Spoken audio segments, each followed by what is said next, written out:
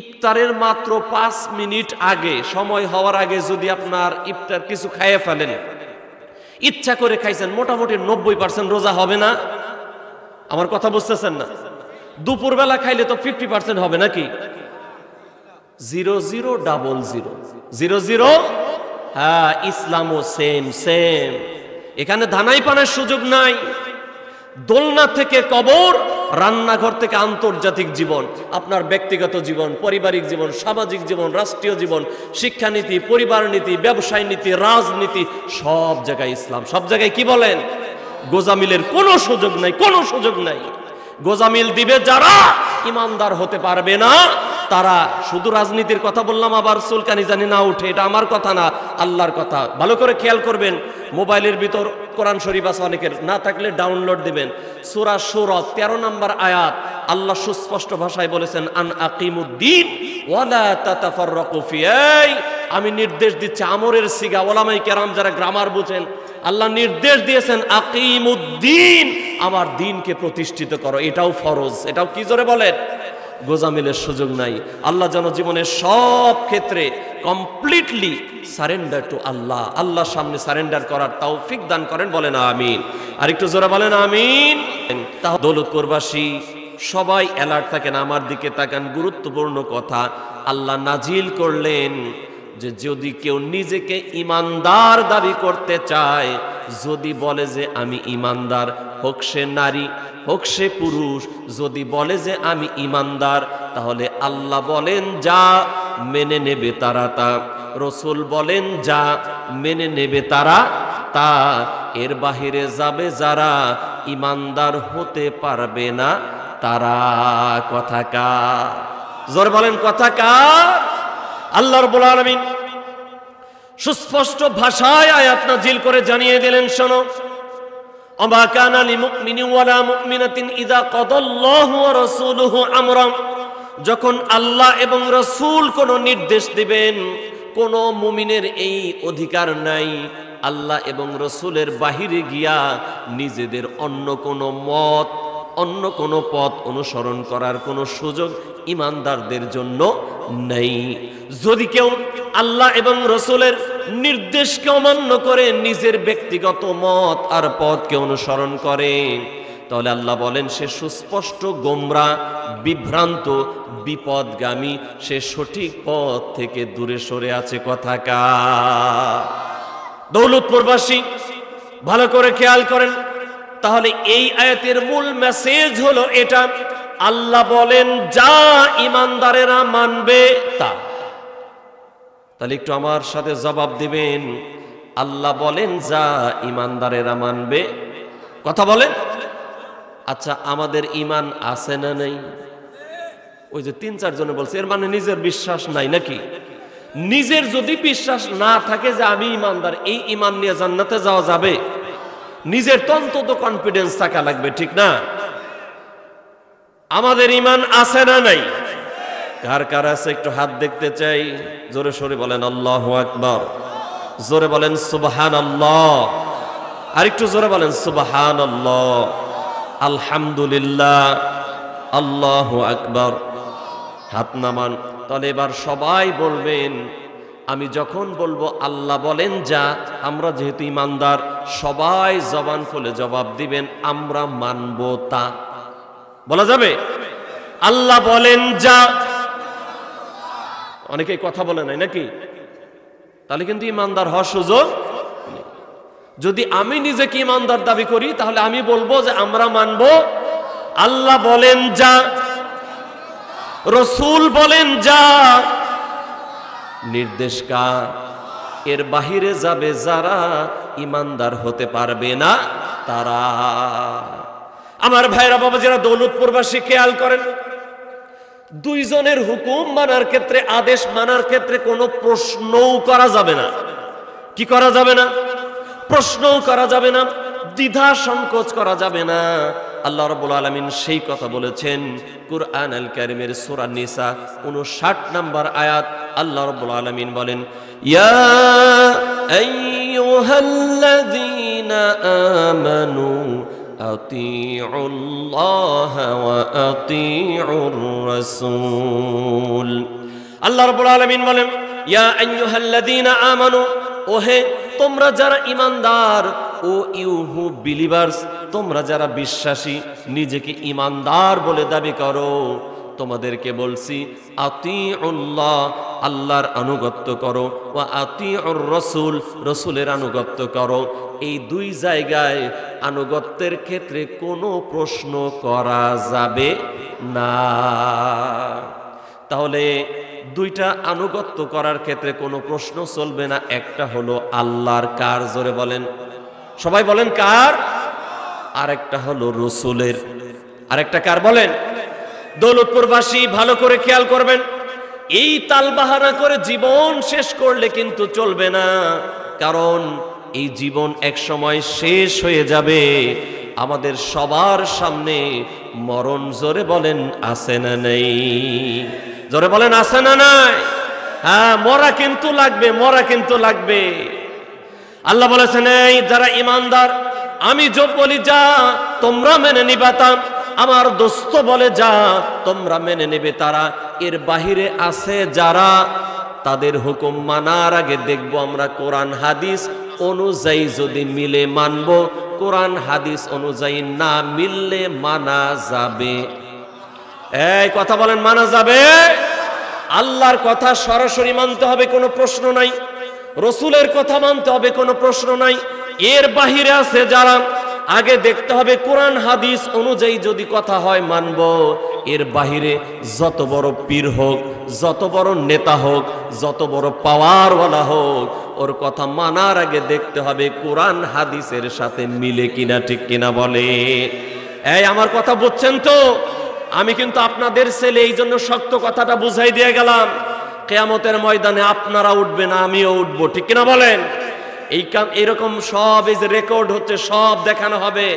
এই তোমাদের ছেলে সারটিয়া গাজীর ছেলে বলেছিল, আল্লাহ বলেন যা তোমরা মেনে নিবা তা, রসুল বলেন যা তোমরা মেনে নিবা তা। এর বাহিরে আছে যারা, যত কথাই বলুক না কেন, আগে দেখতে হবে কোরআন হাদিস যদি মিলে, কোরআন হাদিসের সাথে মিললে মানবো, এর বাহিরে গেলে মানা যাবে না। কথা কার? জোরে বলেন, জোরে বলেন কার? কারণ সামনে মরা লাগবে, ওই আল্লাহর কাছেই যাওয়া লাগবে, ঠিক কিনা বলেন? ও তুই এই দুনিয়ার মায়ায় পড়ে করলি কত বাহানা,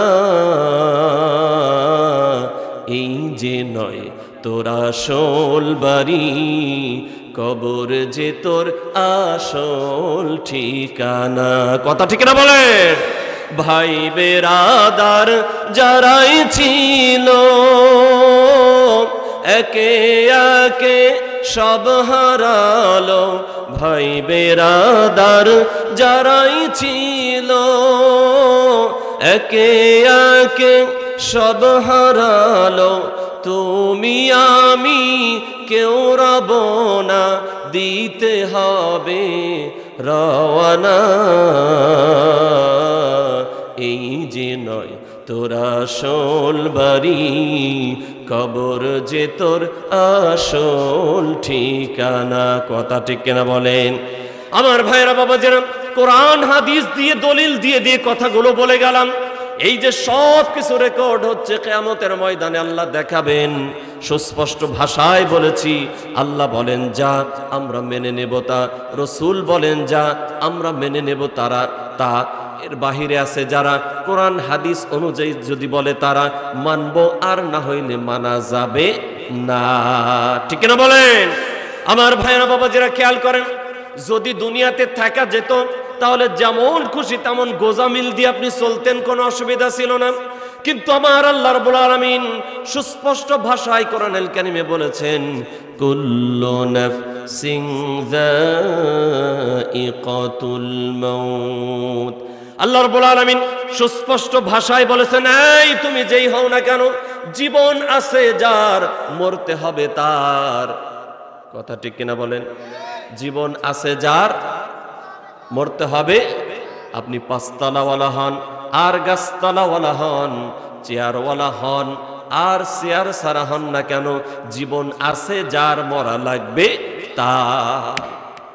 জীবন আছে যার মরা লাগবে তার, কিন্তু আফসোস পরিতাপ আমরা মরতে চাই না, এটাই বাস্তবতা। আল্লাহ রসুল বলেছেন দুইটা আকাঙ্ক্ষা মানুষের কোনোদিন শেষ হয় না, একটা হলো বেঁচে থাকার আকাঙ্ক্ষা, আর একটা হলো ক্ষমতার সম্পদের আকাঙ্ক্ষা। ঠিক কিনা বলেন? এই যে দেখেন, আরে ওলামায়ে কেরাম কোরআন হাদিস দিয়ে দিয়ে বিগত সময়গুলোতে বলেছে, অথচ ওই সকল আলেমদেরকে ধরে ধরে জেলখানায় ঢুকিয়েছে। ঠিক কিনা? দলিল দিয়ে দিয়ে বলেছে, ওই সকল আলেমদেরকে ধরে ধরে জেলখানায় ভরে দিয়েছে। আলেমরা বলেছে, এই অহংকারীকে আল্লাহ ভালোবাসেন না, তোমারও মরা লাগবে। আমাদেরকে আল্লাহ চোখে আঙ্গুল দিয়ে দেখিয়েছেন, এই দেখো রাষ্ট্রপতি জিল্লুর রহমান ক্ষমতায় থাকতেই চলে গেছেন, নাসিম সাহেব ক্ষমতায় থাকতেই চলে গেছেন, ধর্ম উপমন্ত্রী প্রতিমন্ত্রী শেখ আব্দুল্লাহ ক্ষমতায় থাকতেই চলে গেছেন। এইভাবে যমুনা গ্রুপের চেয়ারম্যান কোটি কোটি টাকার মালিক কত কোটি টাকা নিজেও জানে না চলে গেছেন। এই দুনিয়াতে ক্ষমতা দিয়ে টিকে থাকা যায় না, টাকা পয়সা দিয়ে টিকে থাকা যায় না। আল্লাহ বলেছেন কুল্লু নাফসিন যায়িকাতুল মাউত, জীবন আছে যার মরা লাগবে। কথা বলেন, জীবন আছে যার মরা লাগবে তার। যখন সময় হয়ে যাবে চারদিকে ফোর্স থাকবে, কিন্তু না না, তার মধ্য থেকেই বালাকুল ধরে নিয়ে যাবে। ঠিক কিনা? কিন্তু আফসোস আমরা শিক্ষা নেই না। আল্লাহ কত সুন্দর করে কোরআন আল কারিমে বলে দিয়েছেন, হে রাসূল আপনি তাদেরকে বলে দেন মৃত্যু থেকে সবাই বাঁচতে চায়, আর এটাই চরম বাস্তবতা। একটা মানুষের দুইটা হাত নাই, দুইটা পা নাই, সে নড়তে চড়তে পারে না, তারপরেও যদি আপনি গিয়ে তারা জিজ্ঞেস করেন আপনি বাঁচতে চান না মরতে চান, সে মাথা ঝুঁকায় বলবে যে আমি বাঁচতে চাই। ঠিক কিনা? মরতে চাই না, আমরা সবাই বাঁচতে চাই। কিন্তু আল্লাহ রাব্বুল আলামিন কোরআন আল কারিমে সুস্পষ্ট ভাষায় জানিয়ে দিয়েছেন, হে রাসূল আপনি তাদেরকে বলে দেন কুল ইন্নাল মাউতাল্লাযী তাফিরুনা মিনহু ফাইন্নাহু মুলাকীকুম। আল্লাহ রাব্বুল আলামিন বলেন, কুল হে রাসূল আপনি তাদেরকে বলে দেন, মানব জাতিকে জানিয়ে দেন, যাদের জীবন আছে তাদেরকে জানিয়ে দেন, ইন্নাল মাউতাল্লাযী তাফিরুনা মিনহু, এই যে মউত যার থেকে তোমরা বাঁচার জন্য চেষ্টা করো, ভাগবার জন্য চেষ্টা করো, ফাইন্নাহু মুলাকীকুম, সে তোমাদের সাথে মোলাকাত করবেই করবে। কথাকার দৌলতপুরবাসী খেয়াল করেন, আল্লাহ রাব্বুল আলামিন কত ভালোবাসেন আমাদেরকে। কোরআনের পাতায় পাতায় পাতায় পাতায় আমাদেরকে সতর্ক করেছেন। আল্লাহ রাব্বুল আলামিন বলেন, আইনামা তাকুনু ইউদরিকুমুল মাউত ওয়ালাউ কুনতুম ফি বুরুজিন মুশাইয়াদা। আল্লাহ রাব্বুল আলামিন বলেন, আইনামা তাকুনু ইউদরিকুমুল মাউত, এই তোমরা যদি মৃত্যু থেকে বাঁচার জন্য সুউচ্চ প্রাসাদ নির্মাণ করো, একেবারে মজবুত, ওই প্রাসাদের দেয়ালগুলো সীসা ঢালা প্রাচীর তৈরি করো, সেখান থেকেও মৃত্যু তোমাদেরকে ধরবে। সময় শেষ হয়ে গেলে কেউ রাখতে পারবে না। কথাকার জোরে বলেন কথাকার। এই জন্য কবি সুন্দর করে আমাদেরকে জানিয়ে দিলেন, এক সেকেন্ডের নাই ভরসা, মরণ ঘরের পরে বিপুল সম্পদ করছো জমা ভোগ বিলাসের তরে। বুলবুল পাখির নাই এসে চিনু হেথা, বেঁধে চিনু বাসা বড়ই মমতায়, সময় হলে শেষ সেরে পরিবেশ, যেতে হবে সেথায় নিয়তি যেথায়। কথা ঠিক কিনা? আরো জোরে বলেন ঠিক কিনা? সেটা কোথায়? কবর। কবর সেটা কোথায় বলেন? জোরে বলেন। হ্যাঁ, ওই কবরে কিন্তু দলীয় পরিচয় চলবে না, কোনো পাওয়ার টাওয়ার চলবে না, চলবে আমল। কি চলবে? জোরে বলেন। কবর জায়গা ভালো নয়, কবর জায়গা ভালো নয়, আমল দিয়ে কবর গৃহ সাজিয়ে নিতে হয়। কবর জায়গা ভালো নয়, আমল দিয়ে কবর গৃহ সাজিয়ে নিতে হয়। একটু বলা যাবে না? আমার সাথে বলা যাবে না? হ্যাঁ, একটু বলেন। কবর জায়গা ভালো নয়, আমল দিয়ে কবর গৃহ সাজিয়ে নিতে হয়। কবর জায়গা ভালো নয়, আমল দিয়ে কবর গৃহ। একটু বলেন না, আমল দিয়ে কবর গৃহ, 6 দিন পরে নখ খসে যাবে, 9 দিন পরে চুল, 6 দিন পরে নখ খসে যাবে, 9 দিন পরে চুল।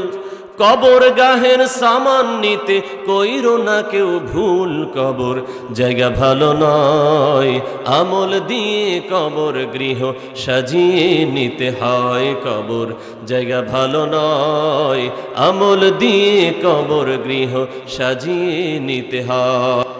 আমার ভাইরা বাবাজিরা, আমি আলোচনার মূল মেসেজ যেটা দিতে চাইলাম সেটা হলো, আল্লাহ বলেন যা ইমানদারেরা মানবে তা, রাসূল বলেন যা ইমানদারেরা মানবে তা। এর বাহিরে যাবে যারা, ইমানদার হতে পারবে না তারা। এবার বলেন তো দেখি, নামাজ পড়া এটা কার হুকুম? আস্তে কোন, কার হুকুম? কার হুকুম? আল্লাহ কোরআনে 80 বারেরও বেশি বলেছেন আকিমুস সালাহ, নামাজ পড়ো। তাহলে ইমানদার যারা মানবে তারা দরকার আছে না নাই? এই যে আওয়াজ কমে গেছে, ওই যে যুক্তিবাদী সাহেব ছোট্টবেলা থেকে আওয়াজ শুনতাম, মীর হাবিবুর রহমান যুক্তিবাদী, উনি বলতেন আমারে ধরছে হুজুর ওয়াজ করেন, ওয়াজ বড় টেস্ট লাগে কিন্তু নমাজ পড়তাম না। কি এই শ্রোতা নাই তো? নামাজ পড়তে হবে, হুকুম কার? জোরে বলে। এখন কইবেন হুজুর শুক্রবারে তো পড়ছি, আবার সামনে শুক্রবার আসবো পড়বো নাকি? এই গুজা মিল না। আল্লাহ রাব্বুল আলামিন 5 ওয়াক্ত নামাজ আমাদের জন্য ফরজ করেছেন। 5 ওয়াক্ত নামাজি পড়ার দরকার, জোরে বলেন আছে না নেই? এই যে সামনে রমজান মাস আসতেছে, এই রোজা রাখতে হবে, হুকুম কার? জোরে বলেন হুকুম কার? কিন্তু এমন মানুষ আছে রোজা যত কাছে আসে গ্যাস্ট্রিক খালি চেতে, ঠিক না? হ্যাঁ, কদ্দূর গ্যাস্ট্রিক আপনার চেতে আপনি নিজেকে জিজ্ঞেস করবেন। নিজেও যদি শুয়ে শুয়ে চিন্তা করেন এগুলা দানাই পানাই ধোঁকাবাজি, আসলে আমি রাখতে সক্ষম, ঠিক কিনা বলে? আল্লাহ রাব্বুল আলামিন কোরআন আল কারীমের সূরা বাকারা 185 নম্বর আয়াত, আমার আল্লাহ রাব্বুল আলামিন বলেন, ইয়া আইয়ুহাল্লাযীনা আমানু কুতিবা আলাইকুমুস সিয়ামু কামা কুতিবা আলাল্লাযীনা মিন ক্বাবলিকুম লাআল্লাকুম তাত্তাকুন। আল্লাহ রাব্বুল আলামিন ইমানদারদেরকে ডাক দিয়েছেন। ভালো করে খেয়াল করেন দৌলতপুরবাসী, আল্লাহর যত দাবি যত চাওয়া সব হলো ইমানদার, কন্যা সুবহানাল্লাহ। এই দুনিয়াতে যত মানুষ আছে সব মানুষ হলো 4টা শ্রেণী। কয়টা শ্রেণী? কাফের, মুশরিক, মুনাফিক, মুমিন, এই 4টা শ্রেণী। বাকি 3টা শ্রেণী হবে জাহান্নামী, তাদের ব্যাপারে আল্লাহর কোনো কথা নাই। যত চাওয়া যত দাবি সব হলো ইমানদারের কাছে, কোন সুবহানাল্লাহ। আল্লাহ রাব্বুল আলামিন ইমানদারদেরকে ডাক দিয়ে বলেন, ইয়া আইয়ুহাল্লাযীনা আমানু, ওহে তোমরা যারা ইমানদার, কুতিবা আলাইকুমুস সিয়াম, তোমাদের জন্য আমি সিয়ামকে ফরজ করেছি, রোজাকে ফরজ করেছি। কামা কুতিবা আলাল্লাযীনা মিন ক্বাবলিকুম, তোমাদের পূর্বেও যারা এই দুনিয়াতে ঈমান এনেছিল তাদের উপরেও আমি রোজার বিধান দিয়েছিলাম। আর এই রোজার বিধান এই জন্য আমি দিয়েছি, লাআল্লাকুম তাত্তাকুন, যাতে করে তোমরা মুত্তাকি হতে পারো, কান সুবহানাল্লাহ। তাহলে রোজা রাখতে হবে, হুকুম কার? একটু জোরে বলেন হুকুম কার? দরকার আছে না নাই? তাহলে যে শুরুতেই বলেছি আমার আলোচনার মূল কথা, আল্লাহ বলেন যা আমরা মানব, রসুল বলেন যা আমরা মানব। নামাজ পড়া কার হুকুম? রোজা রাখা, সামর্থ্যবানের হজ করা, যাকাত দেওয়া, খালি পর্দা টর্দার দরকার নাই নাকি? এটা হুকুম কার বলেন? জোরে বলেন হুকুম কার? হ্যাঁ, এই যে যারা পুরুষ আছেন শোনেন, যেই বাড়ির মহিলারা পর্দা করে না ওই বাড়ির যে গার্ডিয়ান আছে ও হবে দায়ুস, আর দায়ুসের জন্য জান্নাত হারাম।